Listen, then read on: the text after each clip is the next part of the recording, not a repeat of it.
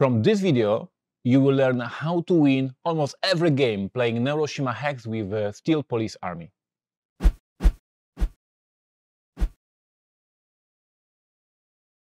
And hello, this is Ignacy Cejczyk, this Portal Games vlog. We meet every single day for 100 days. This is our experiment. We try to grow this channel and provide you interesting, valuable content on this channel. And today we have a special guest. We have a Captain Link, a hardcore, die-hard fan of Neuroshima Hex, and he will teach you how to play Steel Police for Neuroshima Hex. Why he's doing that? Because this week Portal Games is releasing, Portal Games Digital is releasing a brand new army for the game Neuroshima Hex. You can download Neuroshima Hex for your mobile device, for your App Store, for your Android store. And Neuroshima Hex is a brilliant, amazing app based on our award-winning board game. And this week we release brand new army, Steel Police, and Captain Link will teach you how to win against AI, against your friends. So watch this extensive tutorial and then kick some asses of your friends. So without further ado, Captain Link, the floor is yours. The Steel Police are a wandering brigade of law and order fanatics. So they're all about law and justice. And they're just going around the countryside making sure that law and justice prevail. They don't want a bunch of crazy crime going on. I guess they just took it on themselves. But that's them. What's available to us with the Steel Police? Our base itself, which just like every other base, it has, well, almost every other base, it has an attack of 1 in every direction. It goes off on initiative 0. Its special ability or special feature is that it has the steel net. Now, the steel net can actually net any opponent on any opponent tile on the board. Doesn't matter where they are, you can net it. And there's the cool thing about that, as opposed to like a regular net, is that normally you have a hex that you can put down that will net the thing that's adjacent to it. But what can happen is you can net a netter, or you can kill a netter, and then the person who was netted becomes free again, right? So in this case, when we actually net somebody, there's nothing they can do about it. There's nobody to kill or anything like that. And the cool thing about this is it can go anywhere on the board, even if they are closed in so that you can't get a tile to them, you just net them, right? So one of the things that I like to do with this, talking about the strategy of using the net, is that once we kind of get the guy, our opponent has got their guys in place. If we've got a guy who's going to do a fair amount of damage to our base or to one of our units that is going to do a lot of damage to his base, then we might want to net that unit. The caveat here is that I also want to kill them during that battle. Okay, because if we don't kill him, the net persists until the next battle, and so on and so forth. So one of the things that I learned early is that you don't want to net their base, because if you net their base, right, then they're unable, and then your net ability goes away for the rest of the game.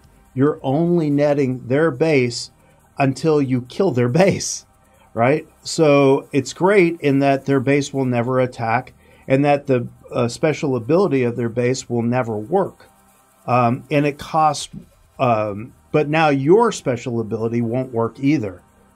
So that's kind of the problem there, right? That's what you kind of, what I found that I wanted to avoid. Now, near the end of the game, doing that may make a lot of sense. But you got to remember you're turning off your ability when you net their HQ, right? So that's sort of how that works. Also, I should say that when you use this net ability, you do 1 damage to your own HQ. It does 1 damage, so you go from 20 to 19. But, you know, if you're netting somebody that is going to do 2 damage, 3 damage to your HQ, getting 1 damage instead is much better. Or netting somebody that's going to keep you for doing 2 or 3 damage to the other guy. You know, you always want to be doing more damage to them than they are to you, right? It's okay if you both get damage, but you want to make sure that it's weighted to them getting more damage than your HQ. So that's how I would use that net. The next thing we have is the Saboteur. Well, the Saboteur, it just affects any of the enemy units connected to this, and it goes all the way around it. So you put it in there, and any unit that's connected to this gets a -1 on their initiative. For the Steel Police, a lot of times I like to put the Steel Police HQ in the corner because he doesn't give bonuses to anybody, and he can shoot the net from anywhere. So using the Saboteur next to my HQ, specifically in front of it, so that the only other places they can put their pieces is to either side of your HQ. Those things that they might put would end up with a -1 initiative. So that's helpful. So it's a good blocker. But oftentimes it's a tile that I end up throwing away. In a 3 spread, normally it may be a tile that I throw away. There are those special circumstances, and this is sort of the tactical use of it, would be if the enemy had say a 2 initiative and you were going to try to kill him, but you only had a 2 initiative. Well, if you had a 3, you could kill him before he got to attack, which would be awesome. Or in this case, you could give him a 1, and then you could still be a 2. So tactically, this could be beneficial. And then, of course, and there's 2 of those, by the way. So it's likely you're gonna trash one of them. Then you've got 2 medics, which is a decent amount of medics. Normally, for the Steel Police, I find myself not using the medics very often for protecting my HQ.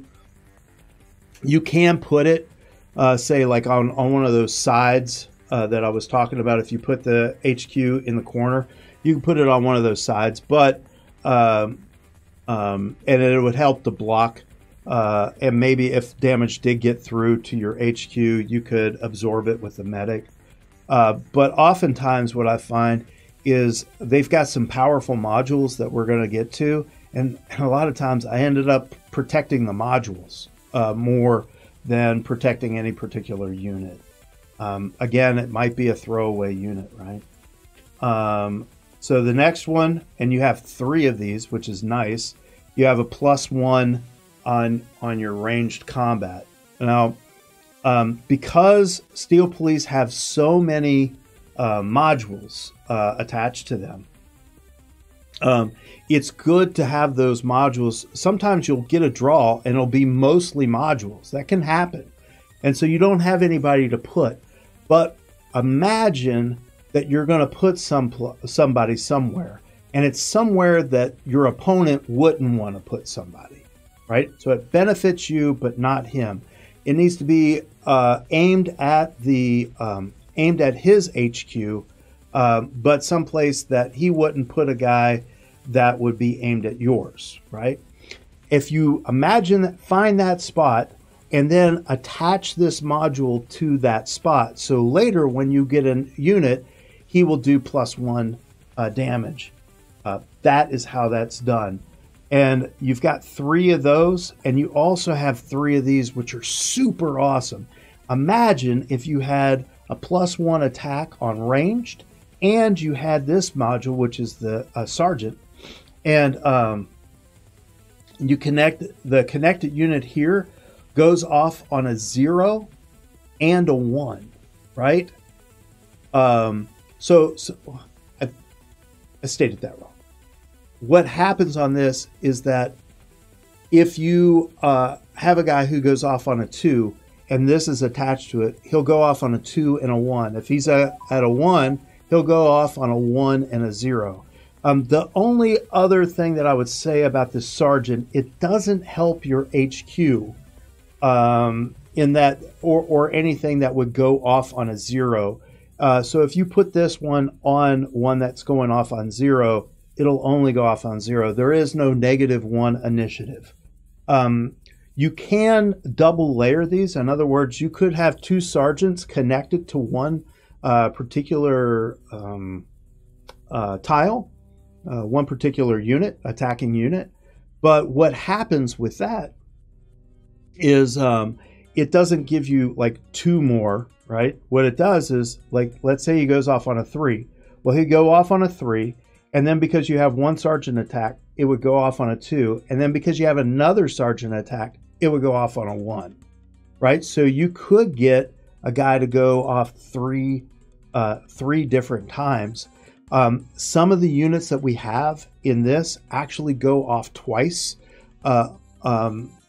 If you had the problem is you couldn't attach 2 sergeants to it because you'll end up with initiative 0 and it won't help you.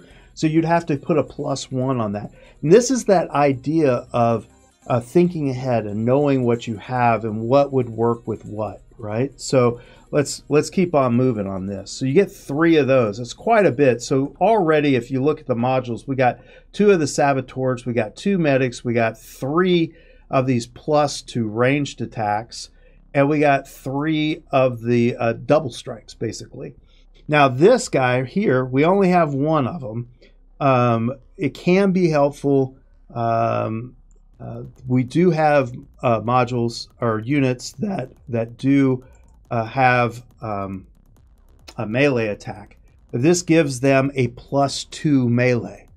So suddenly a guy who only does 1 damage is able to do 3 damage. So that's pretty cool. Again, these modules are secondary in doing damage, but if all you get is a module, and say you get this one and a medic, I might put the medic next to my base to help protect my base, give me a defender that my opponent has to go through. Also allow me to absorb damage with my base. So I put the medic there, and then if I get this, I would find a spot that would be open that my opponent wouldn't use to attack me, and I would attach this to that. So it would be next to his HQ, right? This would be 1 away from next to his HQ. So, right, it'd be 2 away from his HQ, and hopefully would empower a space that is next to the HQ that he is unlikely to use, if that makes sense. So that's how that works. You only get 1 of them. And then we have this lovely thing here. It's nice. If I have the ability to use it, I will definitely use it, because it allows you, if this module is out and you just put it in the corner someplace that you don't think anybody's ever going to go to, you don't need it, they don't need it, why would they attack this, right, kind of thing. It seems like a waste for him. So what it does is it actually makes it free to launch your net. So no longer would you do 1 damage to yourself when you launch your net, which allows you to net and attack even smaller units, right? So I wouldn't ever net a guy who's only going to do 1 damage to me, because I would get 1 damage for doing that, right? I wouldn't net someone who's going to kill somebody who's going to do 1 damage to his base. But if I had this out, I could, right? So that's that. Then we have the initiative. And this initiative will become, you'll understand more about how that initiative comes when I show you some of the actual units, the combat units. But this gives you +1 on initiative. And again, it's one of those deals where you get this, you think, okay, where do I need to use it? Maybe it's that 2 away from his HQ, so that I can empower a melee attack and also empower a ranged attack, right? So maybe I can work out all that to where I can bonus attack him, so I can get something off before he gets me, right? That's that. And then we have pushes, and pushes are always nice when you have a guy in a corner. So when you put your HQ in the corner, one of the problems that you're going to have with that is that you may get trapped in there. So if he puts his guys on there, you don't really want to face back and attack his guys. What you want to do is attack his HQ. So a push enables you to place that on your, put the push on the HQ and then push people away from your HQ. So that's really important when we're talking about melee guys. So if he's got a melee guy who's going to be doing 3 damage or something to you, that's when that push comes in. We've only got one of them, and it's nice to know, right? All right, well, moving on, we've got some action tiles, not just the modules. We've been talking a lot about the modules. So we have that push action tile. We also have this move action tile. And the move, obviously, we only have one of those. And it allows you to either turn a unit or move a unit 1 space and or turn it. So you can change the facing, which direction someone's going to shoot or something like that. So it's nice, but you only have one. And it's really important that you remember you only have one. So if you're actually, that idea of where is my HQ, if I move it, I will not be able to move it again. If I move one of my guys and like rotate it in a certain direction to do some damage, I'm not going to be able to rotate it back because there is only one move. It's important to know that. You put your guys down, they're fairly stable in the Steel Police, right? So this one is fantastic. I love this one. If it comes out at the right time, it can do some awesome stuff. So this is Terror. And using this tile prevents the enemy from placing any units on the board. You just use it as an action, and you can put your things on the board, but he doesn't get a turn to do that. Now, he can do movements, he can do pushes, all those things, but he can't put more units on the board. So that includes modules. So no tiles can be laid on the board. Now, here's the actual units. This is Band Dog. I think it's Bad Dog. So Bad Dog has a initiative of 3, so he's doing really good. This isn't one of those, hey Raiders. So Bad Dog isn't one of those groups or one of those attackers that you would necessarily want to increase his initiative, but it's definitely one that you could increase the amount of damage he does, or you could do the double sergeant on him, so you could go off on 3, 2, and 1. So yeah, Bad Dog has that 3, so we can do 3, 2, and 1 if we were able to attach 2 different sergeants to him. Remember, we've got that double attack, but remember that double attack is a melee attack. So you could attach one of the ranged on there and give him an extra ranged as well, so he could do 2 damage, right? And then imagine this, if you did one where you have the extra range on there, range attack, so he does 2 damage with his ranged attack, and then you put a sergeant on him, and now he can do 2 damage on initiative 3 and then 2 damage on initiative 2. So that's the kind of thing that you have to think about. Like, if I set those modules up, because all I got was a module draw, which happens from time to time with Steel Police, this is one of the ones that you can put in there to make that work, right? Now, you only have one of those. This guy is awesome. He's the Executioner. He will go in and actually kill one unit that is attacking you. One unit that your opponent has on the board, you can put him right on top of it, and it takes care of him. It eliminates him completely. Doesn't matter if he's got armor or anything like that. You just take him out. Now this guy has got toughness as well. If you look, he's got armor in 2 places and he's got toughness. So it takes 2 hits to actually kill him once he's on the board. This is a really good guy. If your enemy has put a blocker down next to his HQ and you've got a ranged attack facing him, the Executioner is a good guy to put right next to the HQ to open up that lane for the ranged attack, and he'll be able to stick around for a couple of rounds, since the HQs generally only do 1 damage to things that are adjacent to him. Now, when you put him down and he executes somebody, your HQ will get 1 damage.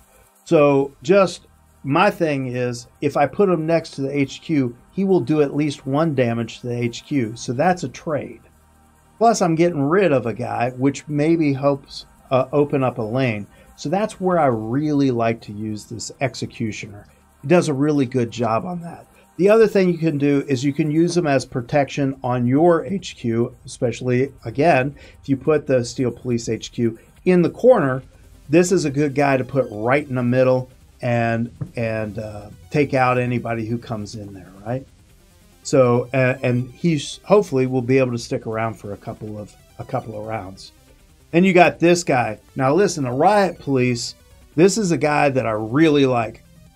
I love it when I get him, especially like say round 4 or 5, something like that, because he's got this push. If you can get it right before something goes off and before the board gets too crowded, you can push some people out of the way and really mess up your opponent's plans. Not only that, but he goes off on a 2. He's got armor, so he can protect against range if you want to drop him in to help protect your base, plus push someone away from your base. So that's another way you can get a push. Remember, we only had a single push. This is a way we can get 2 more because we have 2 of these guys. So that's pretty cool. So Riot Police, not only do they have these 2 attacks and they've got the shield, they go off on 2 and they got pushes. So now why have additional pushes when you got a guy who can attack and do pushes, right? So this is a really nice unit to have, and I've used it to great effect protecting my HQ. You can also, if he is mobile, say outpost or something like that, and he's been moving his HQ, you guess what? You get to push him back into your line of fire, right, with this guy. So Riot Police can be pretty nice, can work out pretty well.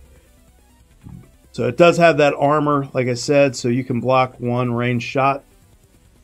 And I do like the way that this is all worded. Armor protects the unit from the gauze cannon attacks normally, but the attack still affects all other units in the line of fire. So it will protect him, but anybody that's behind him, if the gauze cannon shoots this way, will be damaged. So they go into really explaining to you exactly how those rules work. So the pacifier. Now this is interesting because it's not just a net. A lot of times people look at the pacifier and see a net, but notice that there is this little gold circle here with a question mark. It's a hex with a question mark. And so obviously the pacifier can net somebody, just like any net. And you get 2 of them, which is great. I like nets, especially with the Steel Police Net of Justice, right? I can throw that net anywhere, and then I've got 2 of these. And what's cool about these is not only can you net somebody, but at some point, if the threat that you netted goes away, you can then replace this unit with any other unit. So it's like a placeholder, which is really interesting. So you can take any other unit and put it on top of that net unit, and your net unit will go away, and you'll have that unit there. So it's a nice placeholder. Then we've got this guy, who is killer. So he's the Predator. He's got the fangs. He does 2 damage, range damage, and he does 1 to either side. And he goes off on a 2. Now this is one of the ones that I really like to boost. you can think all the boosts that would be good for this. If you get a +1 initiative, that would be great.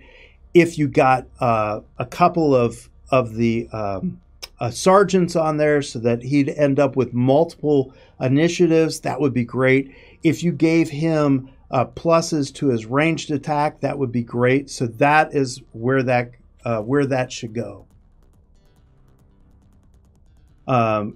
So this is one of those ones that you want to build a great little avenue of modules for and drop this guy in, right?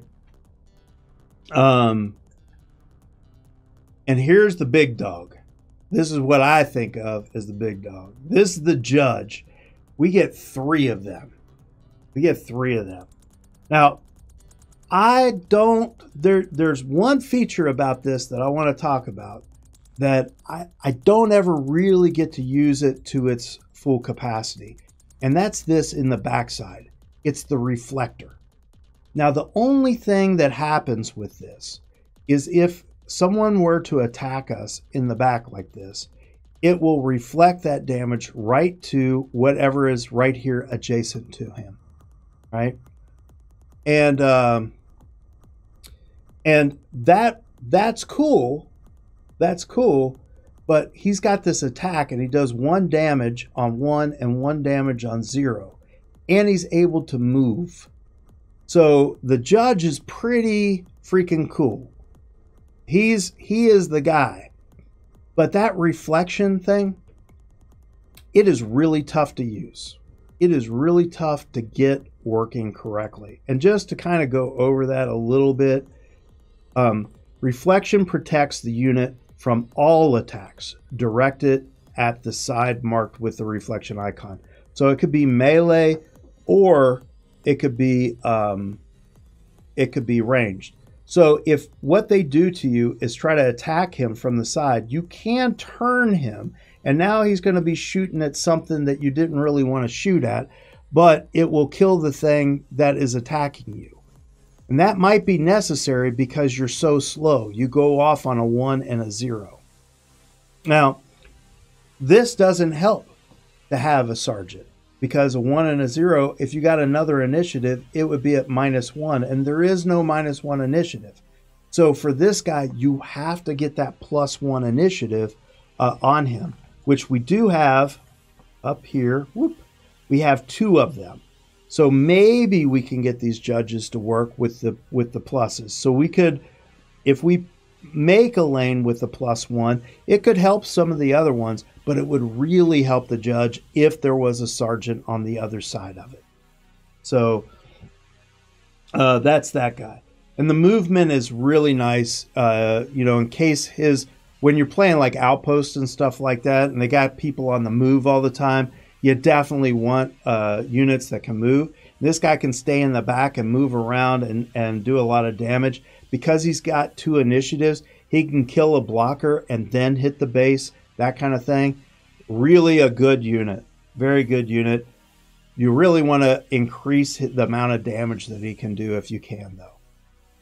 This is the last one, and that is War Dog. War Dog has a ranged attack, and it goes off in 2 different directions because he's got double pistols. He goes off on a 2. So this is just a simple ranged attack, and we get 2 of those. So if you look on the amount of damage that you can do, you got 2, 3, 2, 2, 1, and 3. Right? Those are the initiatives on these guys. So they're kind of, I think they average to like a 2, right?